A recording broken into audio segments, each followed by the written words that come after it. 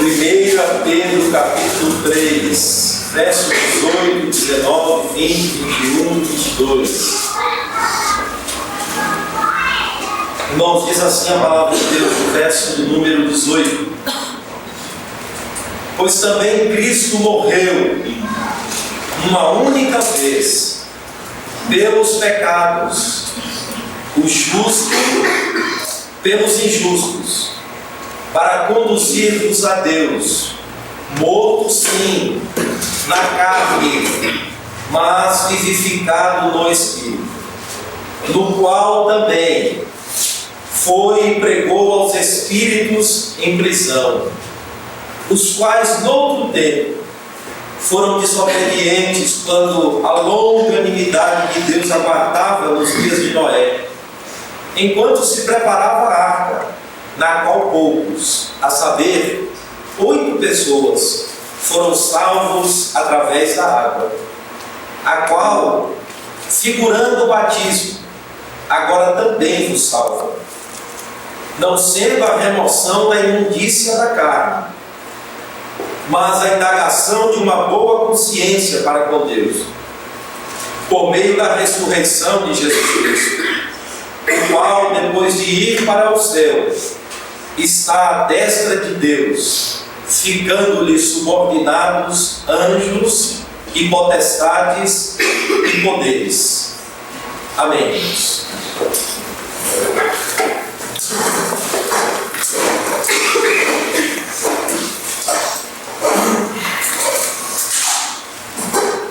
Irmãos, a passagem que acabamos de ler é considerada uma das mais difíceis do Novo Testamento.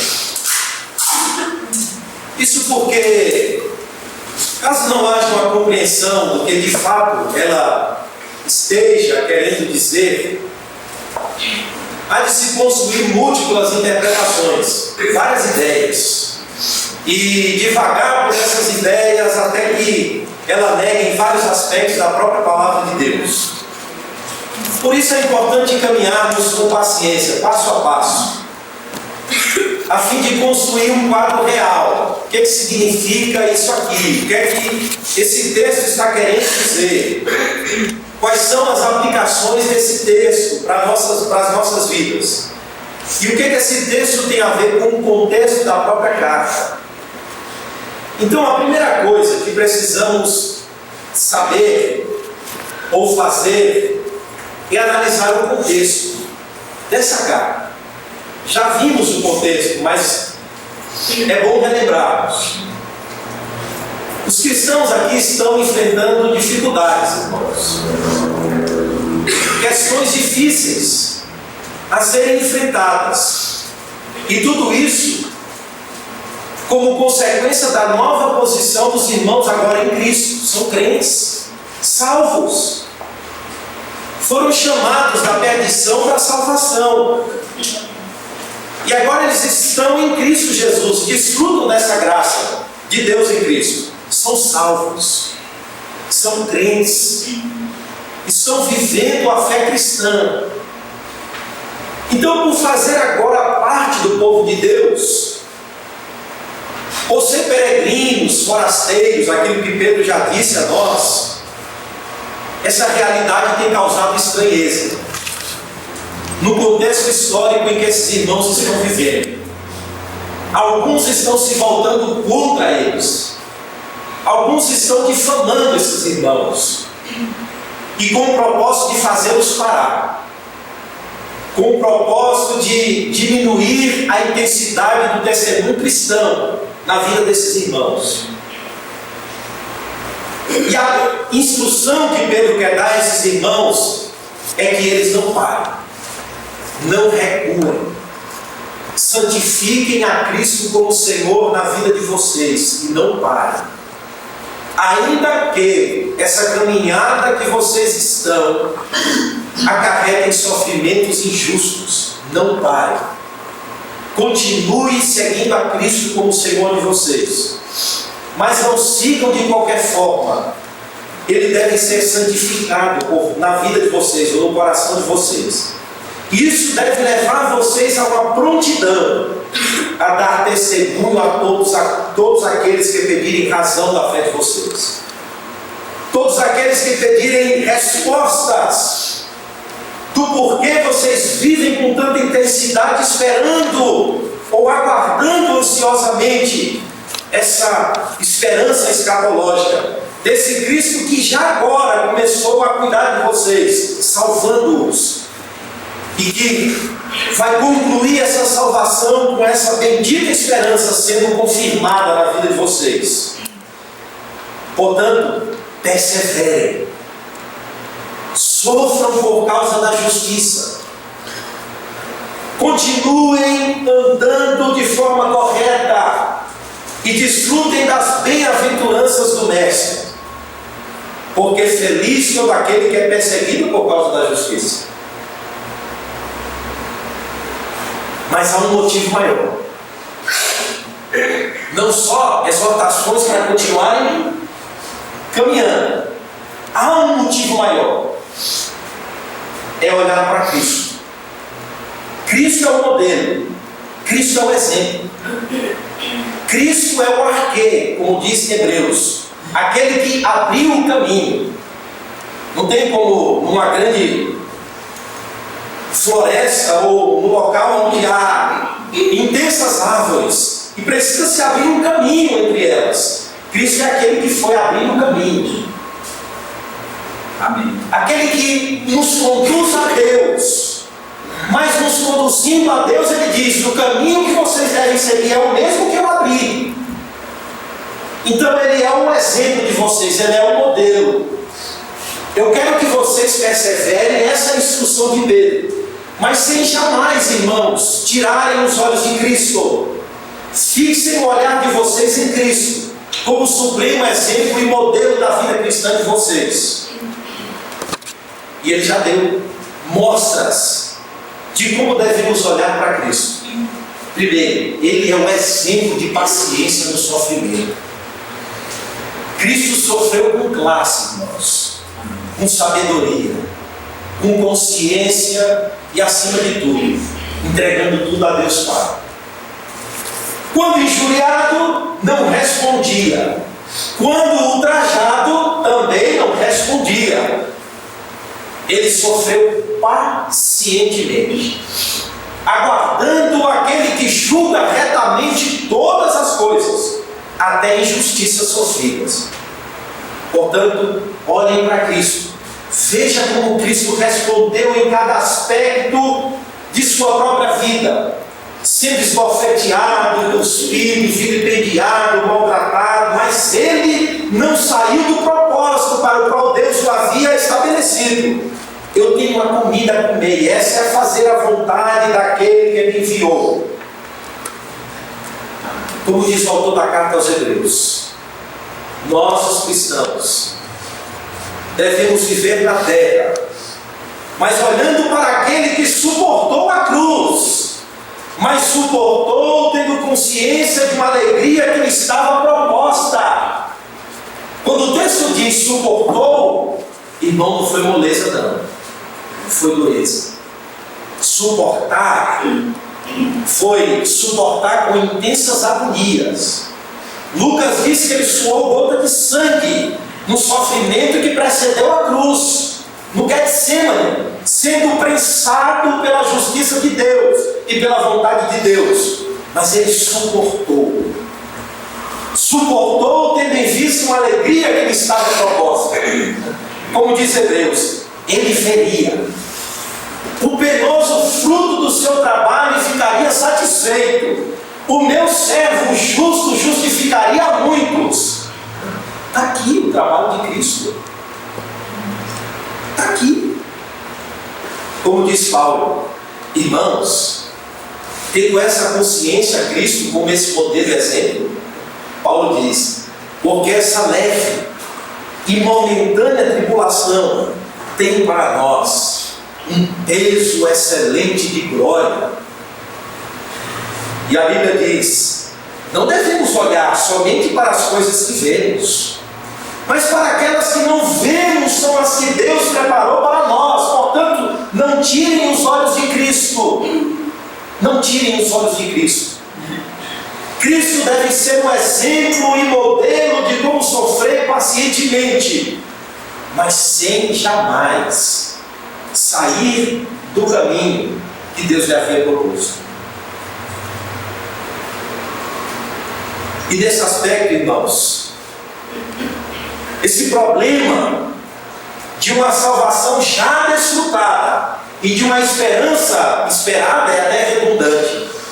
Há justamente esse interstício, esse lapso de tempo, esse já e ainda não, aonde estamos, aí, vivendo eu e você, nesse local onde o imortal ou o mortal não se revestiu ainda da imortalidade. Esse gozo que desfrutamos agora ainda é afetado por essa mortalidade, por essa vida afetada. Mas Pedro quer exortar e dizer: continue perseverando, irmãos, porque essa leve e momentânea tribulação tem para nós um peso excelente de glória. O que Pedro está ensinando é que o Mestre, o nosso Salvador, não nos apontou o caminho, Ele andou no próprio caminho. Ele palmilhou o caminho das aflições e sofrimentos, e aprendeu com o sofrimento. A sua natureza humana foi aperfeiçoada e amadurecida na própria bigorna de Deus. Agora eu pergunto: se a cabeça foi afetada, que dirá o corpo? Se o que abriu o caminho passou por isso, nós também devemos olhar para Ele. Olhar para Ele. E sofrer as mesmas aflições por causa da verdade que Ele sofreu. Essa é a ideia, esse é o contexto. Não parem, irmãos. Não parem. Não diminua a intensidade do testemunho cristão de vocês. Não deixem de estar compromissado com a verdade cristã por causa do sofrimento que ela tem trago. Não parem. Uma pergunta: como fazer isso? Como? Como? Mais uma vez, Cristo é posto diante de nós. Verso 18: pois também, Ele também. Sem Cristo, irmãos, não há como perseverar. E mais uma vez Pedro coloca Cristo. Ele também, pois também. De novo ele está aí. Como mostra o começo do verso 18, pois também. Como mostra o capítulo 2, ele também. Não foi diferente o caminho dele. E o termo aqui já começa nos possibilitando duas leituras. Pois também Cristo morreu. A corrigida diz: pois também Cristo padeceu. Outras dizem: pois também Cristo sofreu.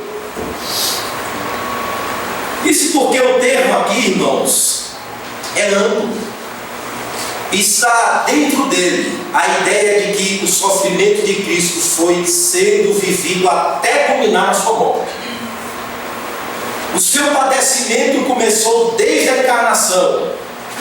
O Verbo se fazendo carne e vivendo entre nós. E o seu sofrimento foi até culminar na obediência de morte e morte de cruz. O contexto aqui é sofrer injustamente.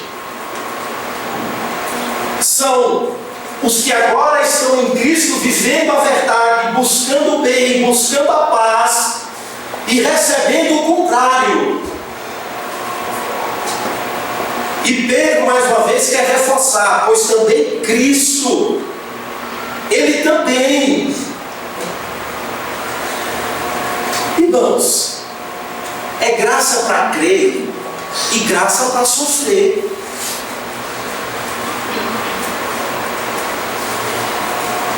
Pois Paulo diz aos irmãos de Filipos: a nós não foi concedido somente a graça de crer nele, mas de padecer por ele. E a Bíblia mostra o caminho. E Cristo não é indiferente a esse caminho, ele também. Ele foi homem de dores e sabe o que é padecer. Ele aprendeu com o sofrimento, aperfeiçoado nele. E ele foi o primeiro. Mas há um aspecto aqui no texto que ultrapassa o exemplo, o paradigma, o modelo a ser seguido. Ultrapassa. Sabe qual é? O seu sofrimento teve o propósito de mudar o destino espiritual de vocês, a condição espiritual de vocês. Sua morte primeiro foi sacrificial, vicária, o justo pelos injustos. E aqui Cristo é colocado de um lado e todos os homens colocados do outro, injustos. A sua morte, veja o verso 18, foi uma única vez pelos pecados, o justo pelos injustos, para conduzir-vos a Deus, mortos sim na carne, está se referindo a Cristo, mas vivificado pelo Espírito, a melhor tradução, ou no Espírito, ou pelo Espírito.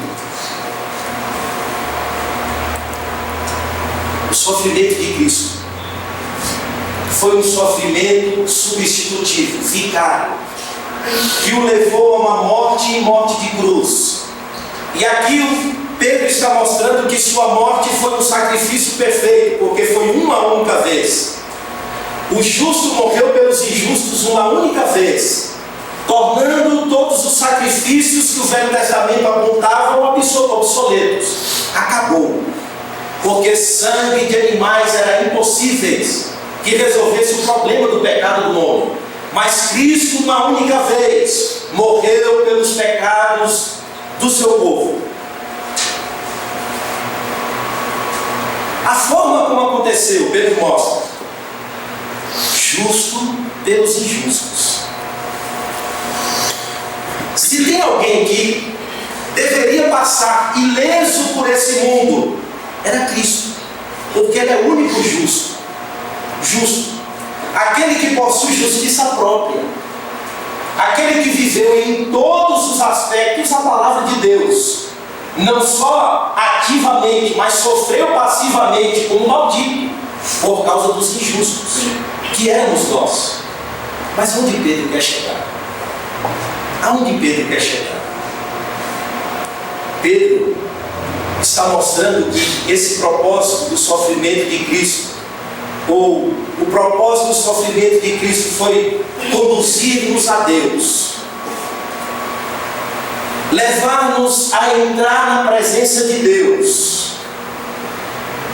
E o termo aqui retrata um indivíduo que trabalhava na corte dos reis, o introdutor, que escolhiam pessoas para entrar na presença do rei, selecionava as pessoas.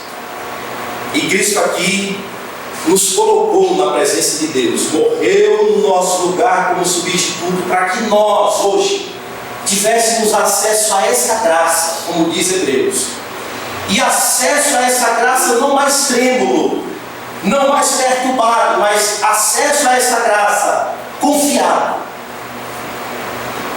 Ele é agora o caminho que nos conduz a Deus. Deus estava nele, em Cristo, reconciliando cada um de nós com Ele mesmo, para entrar na presença do Rei, para nos levar até Deus. E agora desfrutamos dessa comunhão livre, desimpedida. Por causa de quem? Daquele que vocês devem olhar, Cristo. Olhem para Cristo como aquele que morreu no lugar de vocês. Essa é a primeira ideia. Olhem para Cristo. Mas a pergunta é: como aplicar o sofrimento redentor de Cristo a um contexto de sofrimento injusto? Vamos lá. O que Pedro está mostrando aqui no verso 18 é o ápice de tudo. De tudo. O O que Cristo fez no verso 18, esse era o problema maior de vocês. Era o problema maior de vocês. Esse era o maior sofrimento a ser resolvido, que era a ausência da glória de Deus na vida de vocês. Vocês estavam longe, distantes, sem nenhuma capacidade em si mesmo de entrar na presença do Rei e ter comunhão de novo com Ele. Uma comunhão livre e desimpedida. Portanto, esse era o problema maior.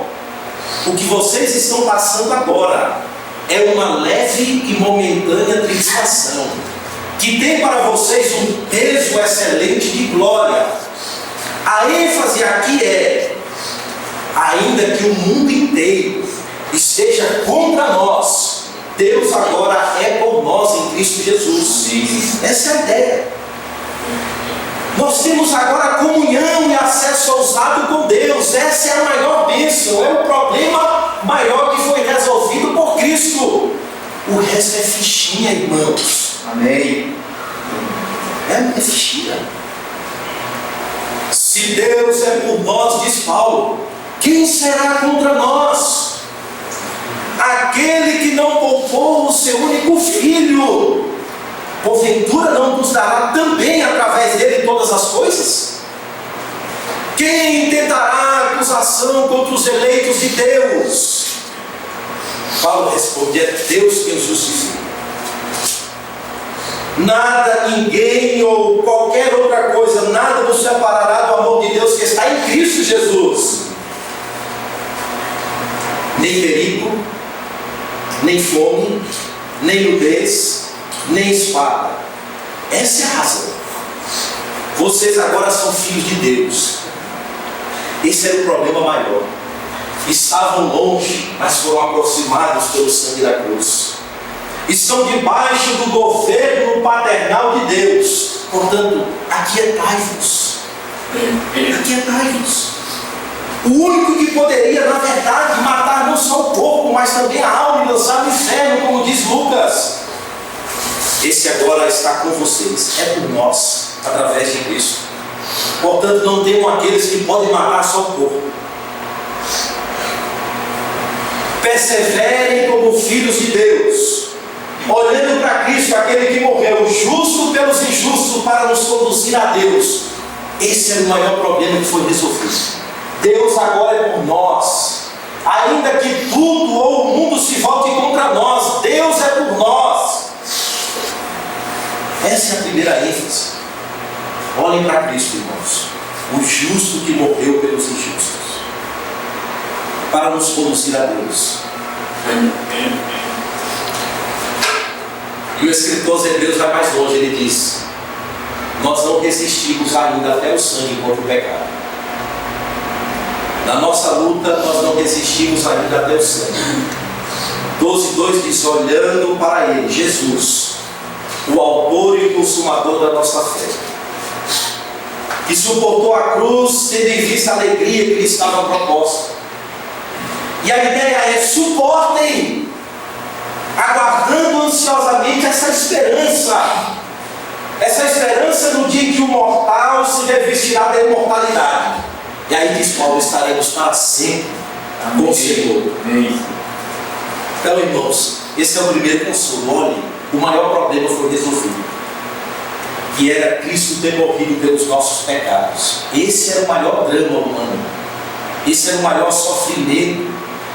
Era a ausência da glória de Deus. Portanto, o resto é leve e momentâneo, diz Paulo. Segunda ideia: olhem para Cristo, que morreu, mas vive eternamente. Chegou a parte difícil do texto, irmãos. Morto, sim, na carne, mas vivificado no Espírito, no qual, no Espírito, também foi e pregou aos espíritos em prisão, os quais no outro tempo foram desobedientes quando a longanimidade de Deus aguardava nos dias de Noé, enquanto se preparava a arca, na qual, veja, poucos. Quem? Noé esposa, 3 noras, 8. Naquele universo, e Noé testificando. Pedro diz na segunda carta que Noé era um pregador da justiça. Ou pregador único, não teve convertidos, sua família, pela graça de Deus, mas não deixou de testificar. Observe, essa é a ideia que Pedro quer mostrar. Noé não deixou de testificar, amém, de pregar, de anunciar. Mais uma vez, irmãos, Cristo não só morreu, veja, verso 18. Sim, morreu na carne, mas vivificado no Espírito. Sua morte foi uma morte na carne. O que significa? Em sua natureza humana. Na esfera da carne, na esfera da natureza humana. Ele realmente morreu, no sentido mais absoluto do termo. Aquela sexta-feira, os evangelhos descrevem efeitos na natureza do dia em que o Filho de Deus morreu. É verdade, ele morreu de fato. Foi ressuscitado, foi morto, enterrado, mas ressuscitou. E o termo usado aqui é que Cristo sofreu essa morte. E o termo é que utilizado para pessoas que tiram a vida das outras por violência. E isso fizeram com Cristo. Por quê? Porque essa morte estava dentro do seu aspecto mediador, por causa de nós. Mas para pôr fim à velha ordem, a morte tem o propósito de pôr fim à velha ordem. Sofreu e morreu como maldito. Sofreu a penalidade do pecado. A alma que pecar, essa morrerá. Morreu.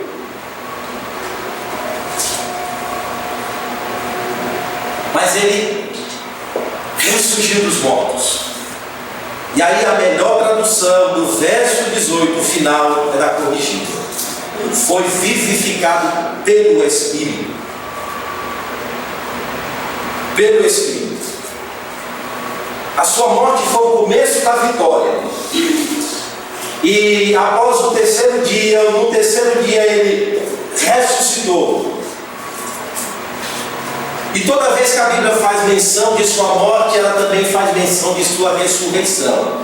Os dois aspectos estão sempre ligados. Por quê? Porque o ministério de Cristo não era o ministério da morte, mas o ministério da vida, da reconciliação. Morreu como maldito e ressuscitou para dar início ou confirmar a nova aliança no seu sangue. Quando ele diz: este cálice representa a nova aliança no meu sangue que é derramado por vós. E o termo vivificar aqui é sinônimo de ressuscitar. Pois as ânsias da morte não pôde contê-lo. E aí, como diz Atos, Deus não deixou que o seu servo visse corrupção. Antes do corpo de Cristo entrar em decomposição, o Espírito de Deus, pelo seu poder, levantou o Cristo dos mortos. Terceiro dia, aí as mulheres vão lá, né? Essa tradição de cuidar dos mortos já era antigo, Foram lá e o anjo diz às mulheres: por que buscais o vivo entre os mortos? Ele está vivo, ele ressuscitou. Mas eu pergunto a vocês, irmãos, o que significa a ressurreição de Cristo para nós?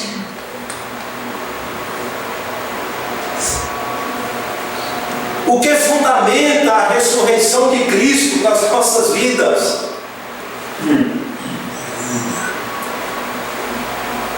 Paulo diz: quem morreu, porque morremos com Cristo, ou ele também ressuscitamos. Ressurreição fala de nova vida. A morte fala de morreu para quê? Para os aspectos de uma vida pecaminosa, de uma esperança terrena, de uma busca do nosso próprio ser. E ressurreição fala de nova vida, desfrutar da nova vida em Cristo. Então a morte é o fim da velha vida e ressurreição é o início da nova vida, que tem aplicações espirituais no novo nascimento. Então o batismo espiritual de Romanos capítulo 6 é o Espírito de Deus pegando um crente morto e batizando no corpo de Cristo, enxertando na oliveira verdadeira, para que o cristão agora desfrute da morte. Você foi enterrado com Cristo, e para que o cristão desfrute da nova vida em Cristo. Isso significa que, irmãos, estamos em meio ao sofrimento, mas já desfrutamos da vida da ressurreição em Cristo Jesus. Estamos em Cristo desfrutando da nova aliança, da nova vida, da vida ressurreta. Então é isso que significa. E que vai ter simbologia no batismo, lá no final. Quando Pedro diz no verso 21, as águas do dilúvio é uma figura do batismo que vocês participaram. Esse batismo que também vos salva. Veja como Pedro une ou dá, irmãos, um sentido bastante verdadeiro ao batismo. Ele liga o batismo à salvação, porque sabe que um cristão verdadeiro que passou pelo batismo, que simboliza morte e ressurreição, ele batizou, ele declarou publicamente, através de uma boa consciência, de que ele de fato morreu para esse mundo, mas ele está vivo para Deus, seguindo as pisadas de Cristo Jesus. E Pedro diz: é esse batismo que foi simbolizado nas águas do dilúvio e que agora vos salva. Mas espera aí. A ideia é: olhem para Cristo que morreu e ressuscitou. Ressuscitou pelo Espírito, mas no qual, o termo aí no qual, volta para o Espírito, lá no final do verso 18. Foi e pregou aos espíritos em prisão. Quem são esses espíritos em prisão? Os quais, os espíritos em prisão, no outro tempo, foram desobedientes lá, quando a longanimidade de Deus, enquanto Noé estava preparando a arca, e Deus estava sendo longânimo, esperando. Por quê? Porque Noé e sua família seria salva, senão dizimaria tudo. É como se Deus estivesse retendo a sua ira, dizendo: eu vou ser longânimo até o dia que Noé terminar essa arca. Dia que terminar, começa a chover. Esses espíritos em prisão foram desobedientes lá, na qual poucos, a saber, 8 pessoas foram salvas através da arca. Irmãos, essa pregação de Cristo aos espíritos em prisão é justamente a dificuldade do texto. O que significa isso? Primeira ideia levantada, de que Cristo foi ao inferno e pregou aos espíritos em prisão, dando oportunidade de salvação a essas pessoas que foram desobedientes no tempo de Noé. Segunda chance.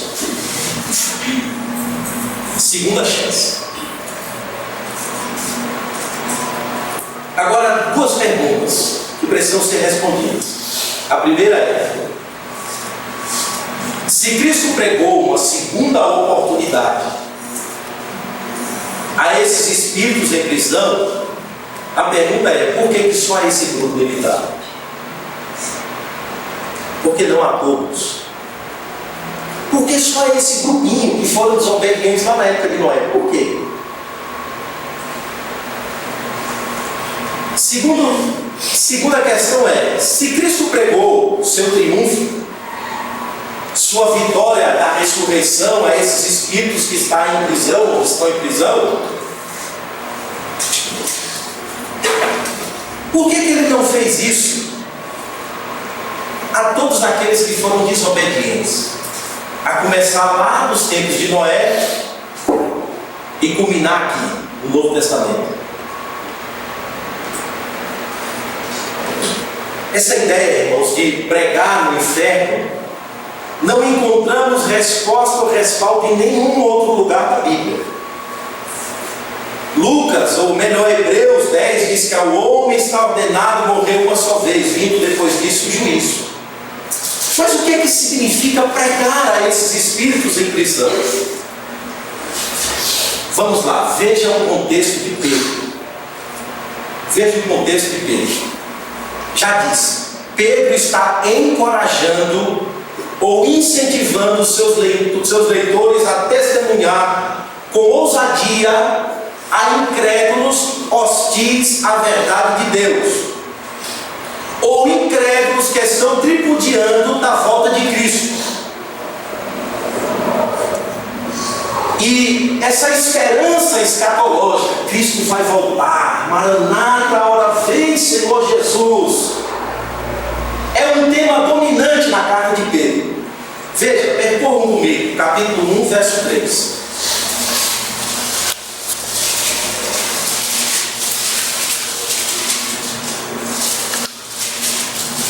Capítulo 1, verso 3 da primeira carta. Bendito Deus e Pai de nosso Senhor Jesus Cristo, que segundo a sua muita misericórdia nos regenerou para uma viva esperança, mediante a ressurreição de Jesus Cristo dentre os mortos. Vamos lá para Pedro, capítulo 4, verso 7.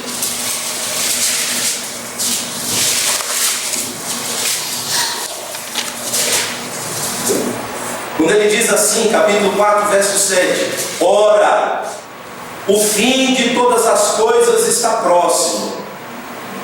Sede, portanto, criteriosos e sóbrios a bem das vossas orações. Vamos lá para a segunda carta, capítulo 3, verso 1 a 7. Veja. Ele diz assim: amados, esta é agora a segunda epístola que vos escrevo. É segunda, já escreveu a primeira. Em ambas, ou seja, nas duas, procuro despertar com lembrança a vossa mente esclarecida, para que vos recordeis das palavras que anteriormente foram ditas pelos santos profetas, bem como do mandamento do Senhor e Salvador, ensinado pelos vossos apóstolos. Tendo em conta, antes de tudo, que nos últimos dias, veja, virão escarnecedores com seus pecados, andando segundo as suas próprias paixões, e dizendo: onde está a promessa da sua vida? Porque desde que os pais dormiram, todas as coisas permanecem como desde o princípio da criação. Porque deliberadamente esquecem que em longo tempo houve céu bem como terra, a qual surgiu da água e através da água pela palavra de Deus, pela qual veio a perecer o mundo daquele tempo, afogado em água. Bom, ele está retomando a ideia lá de Adão, de Noé. Ora, os céus que agora existem e a terra, pela mesma palavra, têm sido entesourados pelo povo, estando reservados para o dia do juízo e destruição dos homens vivos. Então veja, voltem para 1 Pedro capítulo 3.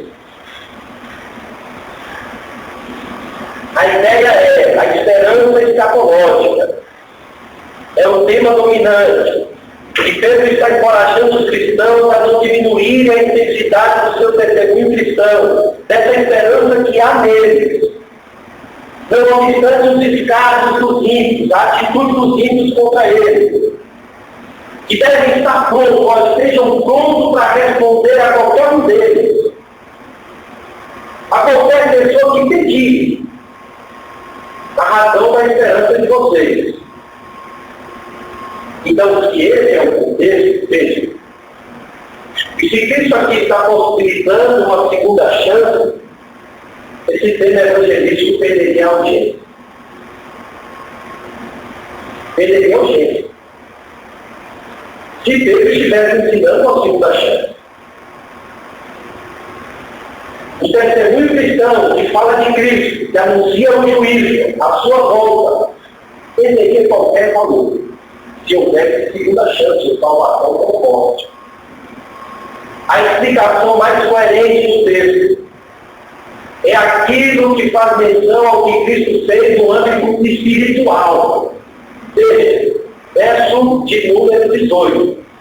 Ele foi ressuscitado, vivificado pelo Espírito, ou no Espírito, no qual o Espírito, o próprio Espírito, também foi e pregou aos Espíritos que hoje estão na prisão, lá nos tempos de Noé, os desobedientes, quando a oportunidade de Deus aguardava, Noé construía a arca.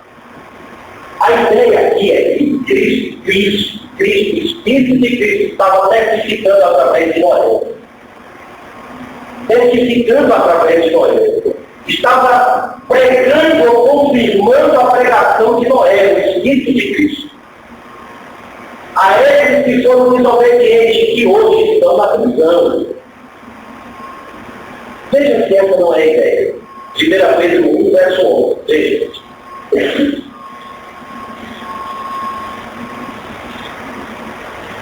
Veja. Vamos ver verso 10 e 11. Ele diz assim, ó, foi a respeito dessa salvação que os profetas indagaram e inquiriram, os quais profetizaram acerca da graça a vós outros destinada, investigando atentamente qual ocasião ou quais as circunstâncias oportunas indicadas por quem? Pelo Espírito de Cristo, que neles estava, ou seja, o Espírito de Cristo estava nos profetas. E quando os profetas estavam pregando, indagando e procurando saber a ocasião dessa salvação que hoje estamos desfrutando, ele está dizendo que o Espírito de Cristo estava neles. Portanto, não ficaria estranho se Deus estivesse dizendo que o Espírito de Cristo estava em Noé, testificando acerca do juízo de Deus sobre as águas do dilúvio. Já disse, Pedro chama Noé de pregador da justiça. Então a ideia aqui é Cristo, em Espírito ou pelo Espírito, pregou aos desobedientes no tempo de Noé, os que hoje estão em prisão. É a interpretação mais coerente. Embora haja várias dúvidas. Veja, naquela época Noé, uma minoria justa, odiados e incrédulos, o julgamento divino estava próximo. Naquele contexto, Noé estava testemunhando com ousadia, por fim, Noé foi salvo por sua família. O contexto de Pedro, o mesmo, a minoria justa, rodeados de incrédulos, o julgamento divino está próximo, eles devem testemunhar com ousadia e no fim eles serão salvos. Veja, por isso a conclusão de Pedro é lógica. Ainda que vocês sejam minoria também. Veja, ele pega as águas do dilúvio e aponta para o batismo e aplica na vida dos cristãos. Vocês devem continuar perseverando e olhando para Cristo, sendo leal a Cristo, testemunhando com toda ousadia, pregando com toda ousadia, vivendo com toda ousadia, como Noé viveu.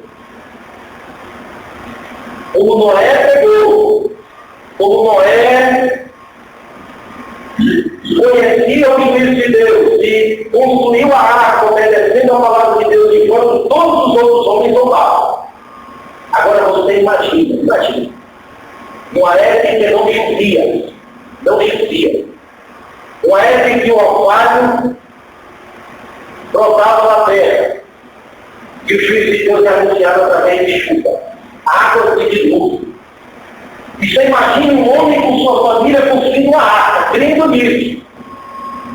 E os demais roubando. Noé doido. Noé desajuizado, que água de dilúvio nunca choveu. E ele pregava, e ele era pregador da justiça. Deus anuncia seu juízo. Deus está contra você. A vida de vocês é contra a justiça de Deus. A ira de Deus irá sobre vocês. E cumpram concomitantemente a pregação, construção da arca. E Deus esperando pacientemente. O contexto de Pedro é o mesmo. Vocês devem viver como alguém que aguarda essa esperança.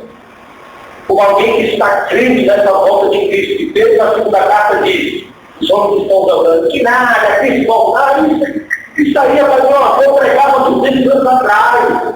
Tu ainda está pregando isso. Mas você já está vivendo obedientemente, esperando a volta de Cristo. E Pedro quer encorajar os cristãos. Continue, persevere, continue vivendo um testemunho autêntico. E ele conclui, ou ele aplica, dizendo o seguinte: as águas do dilúvio, lá no final do verso de número 20, segura o batismo. Segura o batismo. Agora também nos salva, sendo não a remoção da injustiça da carne, mas a indagação de uma boa consciência para com Deus, por meio da ressurreição de Jesus Cristo.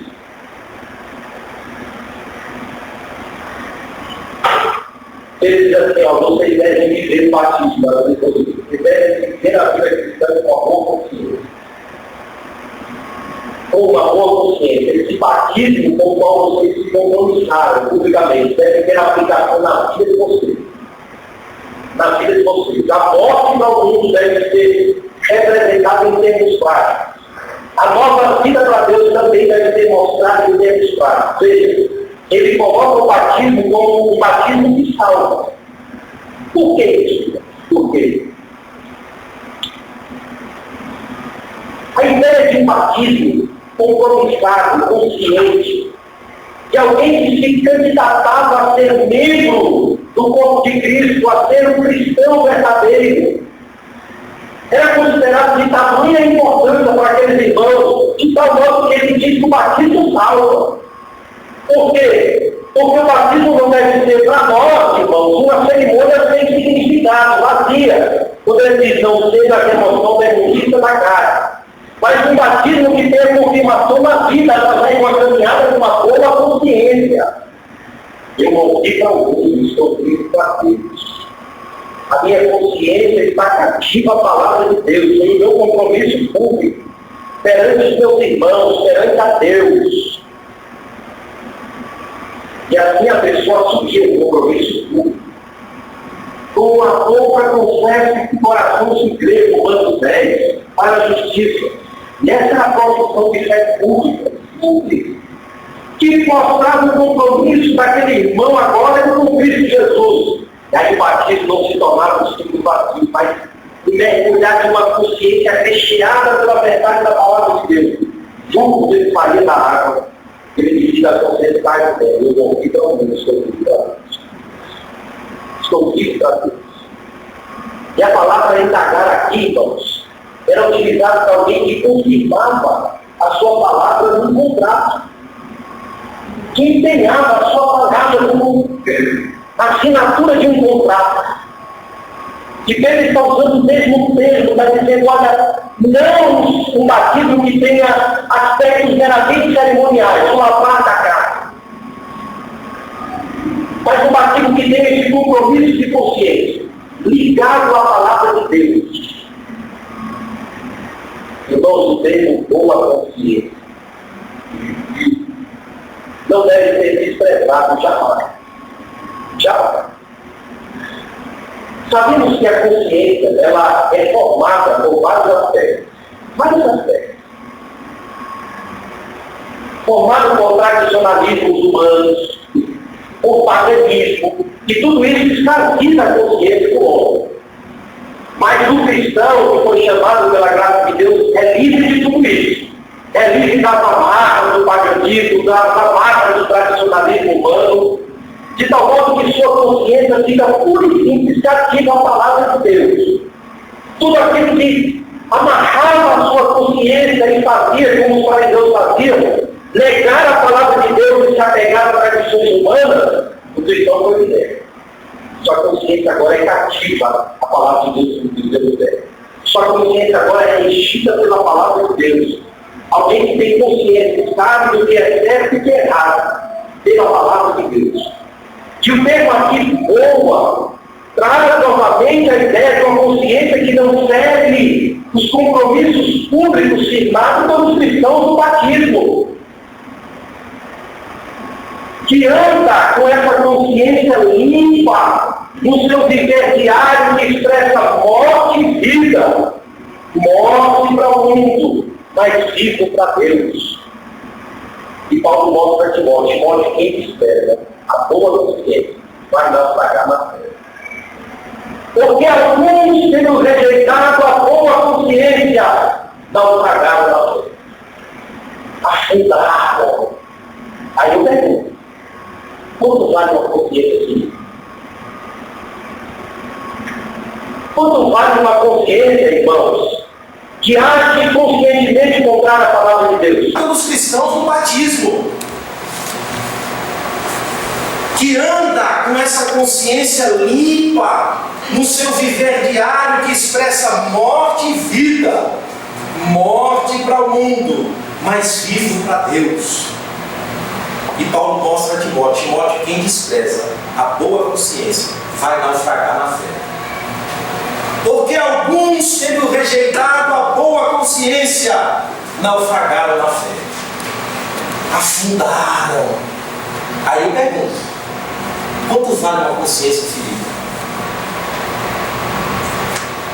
Quanto vale uma consciência, irmãos, que age conscientemente contrária à palavra de Deus? Quanto vale? Uma consciência ferida não cultua, não ora, não vive, não dorme. Por essa razão, Paulo diz: Timóteo, não despreze a boa consciência. Não despreze através de sua vida os compromissos firmados. E aí ele fala em relação ao ministério, quando diz que pela imposição das mãos dos presbíteros aquele ministério foi confirmado. Portanto, continue, Timóteo. Aqui Pedro diz: vocês foram batizados, e o batismo de vocês não deve ser um símbolo vazio. Vocês mostraram à igreja e ao mundo e a Deus de que morreram para o mundo e são vivos para Deus. E a vida de vocês deve expressar isso. Sabe por quê? Porque deve ter como fundamento a ressurreição de Cristo. Final do verso 21. Por meio da ressurreição de Cristo, vocês levantaram, irmãos, com Cristo dos mortos. Vocês agora devem desfrutar dessa vida da ressurreição, andando com essa boa consciência. Boa consciência. Então, olhem para Cristo, o que morreu, mas vive para todo sempre. Para aquele que ressurgiu, inaugurando a nova aliança, na qual vocês estão dentro, que foi confirmada pela morte e vida, cujo batismo é um símbolo, mas que a vida de vocês tem como fundamento a ressurreição de Cristo. Vocês levantaram com Cristo.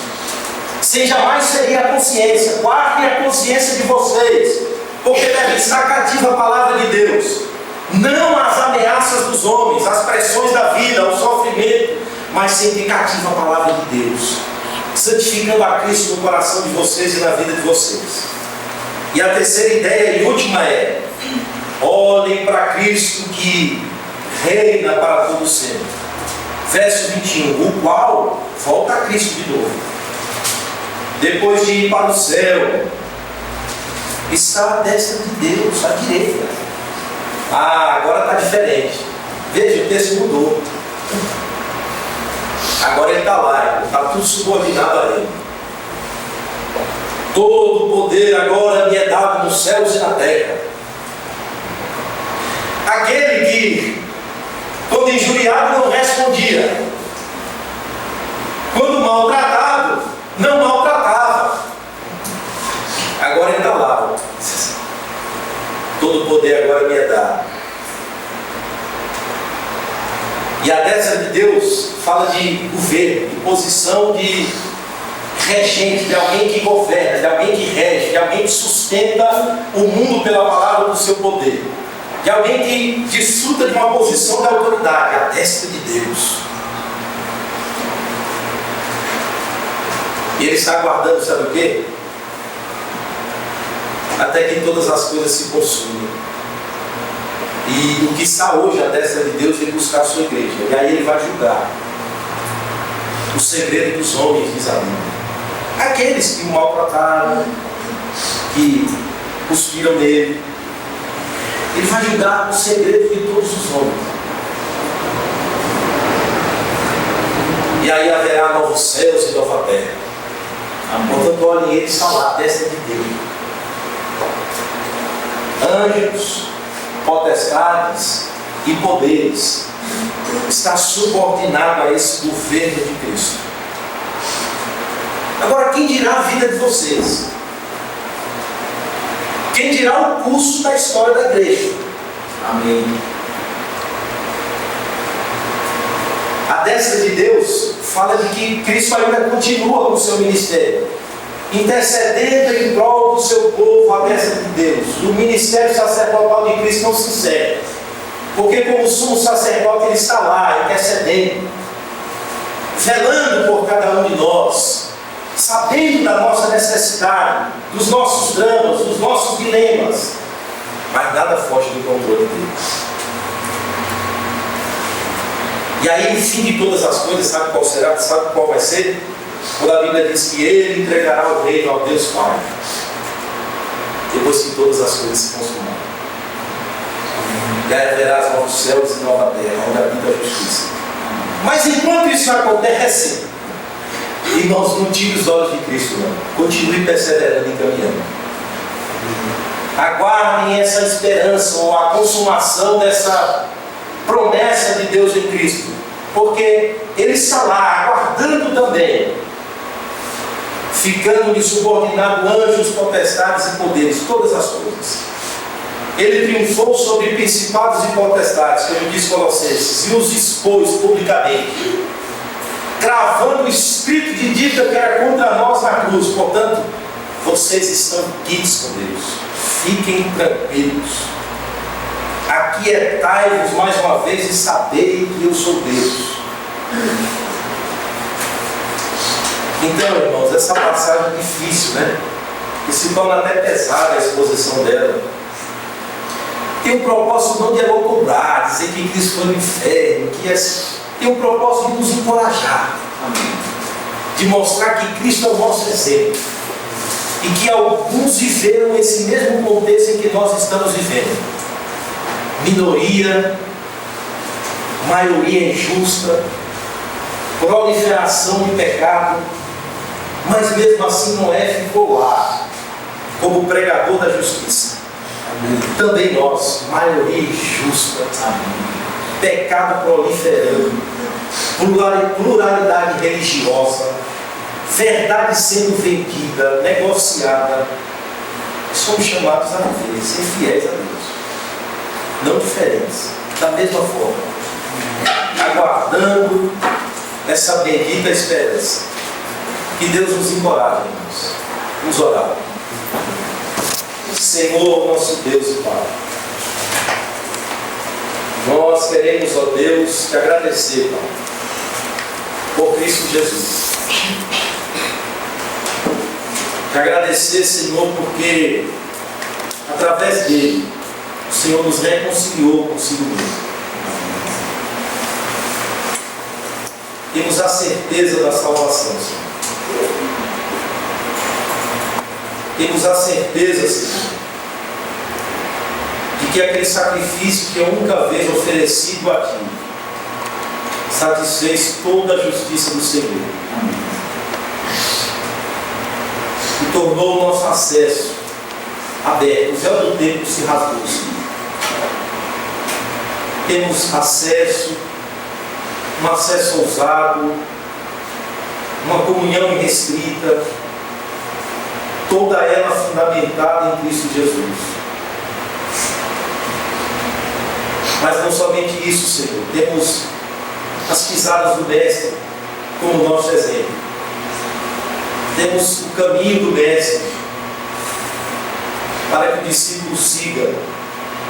tomando a cruz, negando a si mesmo e seguindo o Senhor,